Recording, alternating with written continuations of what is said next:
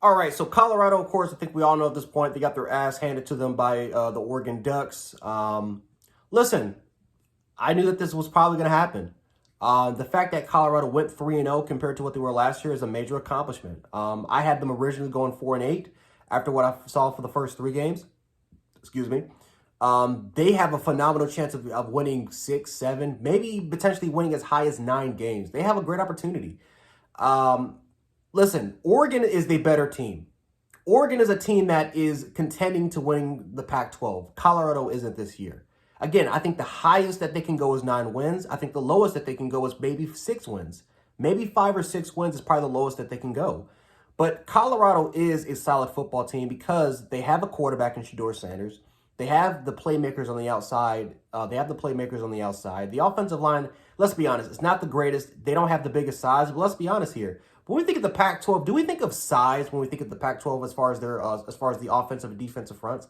No, right? For the most part, it's quarterback play, it's playmakers, it's quarterback play, it's playmakers, it's play design, right? It's coach, right? It's offensive schematics.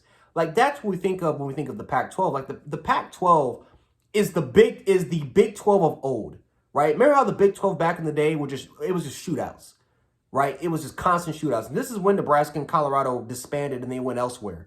It was just nothing but shootouts between Oklahoma, Oklahoma State, Texas, right? Texas Tech with the air raid. Like, it's nothing but shootouts. That's what the Pac-12 is. Great quarterback play, phenomenal offensive design, offensive design and schematics, and great playmakers on the outside, right? Great skill position players. But they're not really known for the defensive playmaking ability.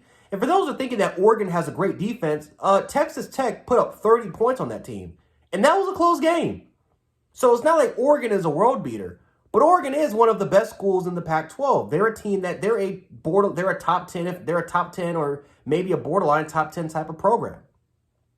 And I think that a lot of the Pac-12 schools have their faults. I think Washington's in that same bracket. I think Washington State's in that bracket. I think UCLA, Utah, all of them are in that bracket. They're good football teams, but they're not national championship worthy teams, in my personal opinion. And that's honestly what the Big 12 was. They're Big 12 schools could score on anybody during their prime. Offensive wise, they can score on anybody. Can't defend for shit, but can score on anybody, right? And they had some really good football teams, right? When Oklahoma beat Alabama in the Sugar Bowl, offensive firepower. They had no defense, but offensive firepower, right? So Oregon is a good football team. That's my point. I know I'm drifting away. Oregon's a good football team. Colorado is a team that's still trying to find its foundation, right? They're still trying to find themselves in a way. And this was, in a way, the first true test by them.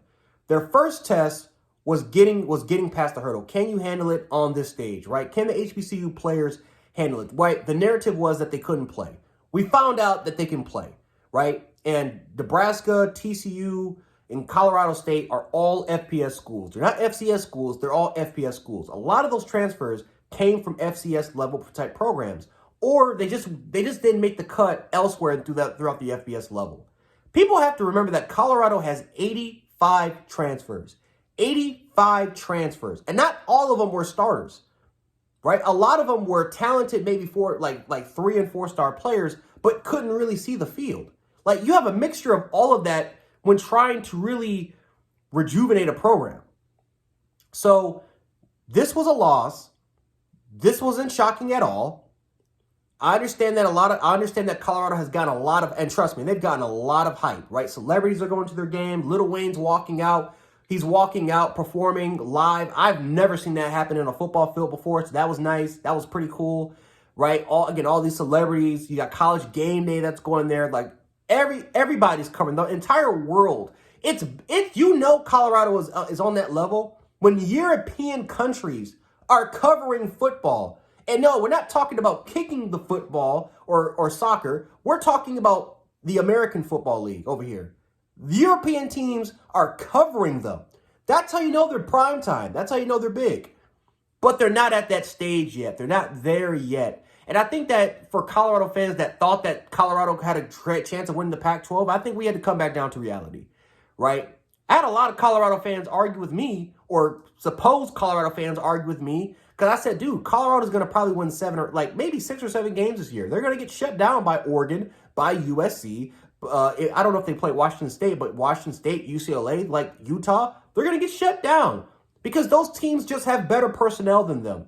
Shedeur Sanders can't do everything, right? Shedeur Sanders is a really good quarterback, but guess what? The Pac-12 has a lot of great quarterback play. Like you got Cameron Ward, Michael Penix Jr., Caleb Williams. I hate to say it, but Bo Nix. Like they have really good quarterback play in this conference. It's an offensive conference set.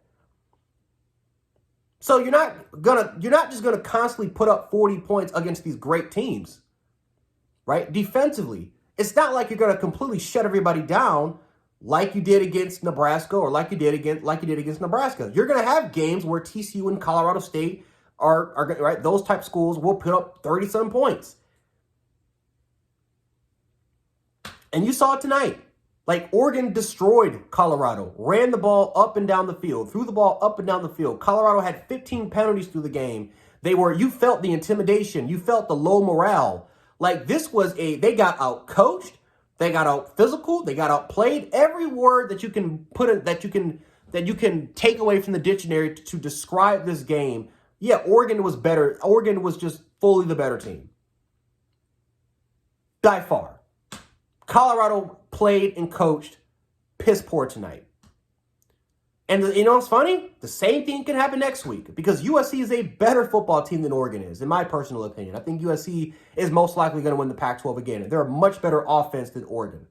And guess what? When they play against Utah, even though Utah, I think they won 14-7 against UCLA, their defense they probably have the best defense in the Pac-12. And that's a team that's most likely going to run shards on Colorado, and they're going to play great defense. Like, we know that these schools are just that. We know that there are better schools than Colorado in this conference. The question is can you beat the Arizona States? Can you beat the Arizonas? Can you beat the Stanfords? Which they can. So I'm not completely down on Colorado. They got shut down tonight, but I expected that to happen. What I don't expect to happen now is for them to lose to Arizona, for them to lose to an Arizona State, for them to lose to a Stanford. Teams that are on the exact same level, or maybe the exact same level as Colorado. Those are the games that you want them to win. Those are the games where if they lose it, you might have to start questioning Prime just a little bit. This game, you can't. Oregon was just better head to toe. They had better, the coaching staff was better. Their personnel was better. Their environment was better. Like, it is just they're just a better program than Colorado right now. And I think that, and again, they're going to get clowned. Deion's going to get clowned for it, right? It is what it is. This is a part of the game. I'm not going to take one side and sit up here and say that a bunch of these guys that are making calling Deion out are haters. Dude, it's a part of the game, right? It's a part of the game. It's a part of football. It is what it is. When you win, right, the spoils go to the winner, right? When you lose, right, you go to the gulag, right? You get locked up, you get shut down, you get thrown to the gulag. Like it is what it is. It's part of the game. But do I expect Colorado to not win any more games? No. Colorado's going to win some games. I expect them to still win maybe 5 or 6 games. And I think that their highest upside, they could get to 9. But maybe 6 or 7 is the middle ground. Get to a bowl game and start building for the future.